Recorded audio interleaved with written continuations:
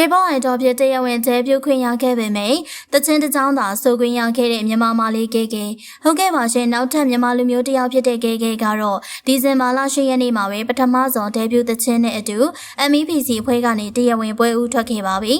ဒီအဖွဲ့ကို GBK Entertainment ကနေမွေးထုတ်ပေးလိုက်တာဖြစ်ပြီး2022ခုနှစ်ကတည်းကစီစဉ်နေတာပါအဖွဲ့နာမည် MEPC ကကိုရီးယားဘန်းစကားတစ်ခုကိုအစွဲပြုထားတာဖြစ်ပြီးစတိုင်ကြနေရမယ်ကြည်ကောင်းနေရမယ်ကွဲထွက်နေရမယ်လို့အဓိပ္ပာယ်ရပါတယ် training စင်းချိန်မှာမန်ဘာ3ယောက်ကနေ12ယောက်လောက်ထိအပြောင်းလဲတွေရှိခဲ့ပြီးတော့ KK ကတော့2023ခုနှစ်မတ်လမှာစဝင်ပါတယ်နောက်ဆုံးမှာတော့မန်ဘာ9ယောက်နဲ့အဖွဲ့လုပ်ဖို့အတည်ပြုခဲ့ပြီးအင်ဒီယန်3ယောက်ကိုရီးယား1ယောက်တူနီးရှား1ယောက်နီပေါလူမျိုး1ယောက်မြန်မာ1ယောက်ကိုရွေးလိုက်ပါတယ် KK ကတော့ visual vocalist ဆိုတဲ့ position ကိုရထားပါတယ်ဒါပေမဲ့ debut သချင်းမှာတကြောင်မဲဆိုခွင့်ရတဲ့အတွက်တိတ်တော့အဆင်မပြေလှပါဘူး။နိုင်ရီဂရီရွှေတုံးကလည်းအလားတူပြဿနာတွေဖြစ်ခဲ့တဲ့အတွက် K-pop လောကမှာမြန်မာတွေဆိုရင်နေရာသိမ့်မပေးချင်တာလားဆိုတာမေးခွန်းထုတ်စရာပါပဲ။ K-celebrate ကြီး